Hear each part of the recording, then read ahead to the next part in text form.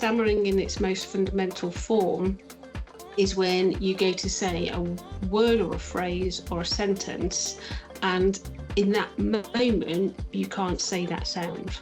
And in general, like lots of the things we do in our everyday life, those ways of working haven't necessarily been set up with people who stammer in mind, so they can make some things a little bit tricky. Obviously everyone is going to be different, but there are some really common challenges that lots of people who stammer report. One of those is ID procedures. So it's really common in lots of contacts with organisations as a service user that you need to ID yourself. But lots of people who stammer find it very, very hard to say their name on demand. We get a lot of reports, and we've seen it in other surveys we've done about people who stammer who experience getting hung up on the phone a lot, and that's often because the person on the other end of the phone has misinterpreted stammering as a bad line. There's also voice recognition works, I guess, in quite a similar way. Voice recognition systems and software don't handle stammered speech very well. So again, lots of people who stammer talk about their utter dread of meeting a voice recognition system. The effects might include things like people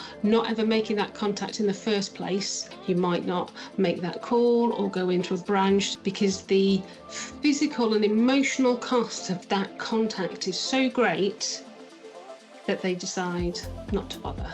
What would be amazing is if we could make these interactions safe and predictable for people who stammer, so that over time we'd learn that we didn't need to worry about that. I think the beauty of a platform like Support Hub is it gives the individual that control to decide if they want to share information about themselves. If so, exactly what information do they want to share and who do they want to share it with? I think we absolutely want to give people who stammer the space and time to speak. I don't think we want to be saying that they must use written methods, but the fact that Support Hub is a non-verbal route allows people who really kind of don't want to have those verbal interactions to control all of that conversation. And then finally, the fact that you can to some extent, you can flag to companies where their assumptions are. It almost allows people to kind of to exert a group influence of that, to show the areas in which those standard ways of working really don't work for everybody,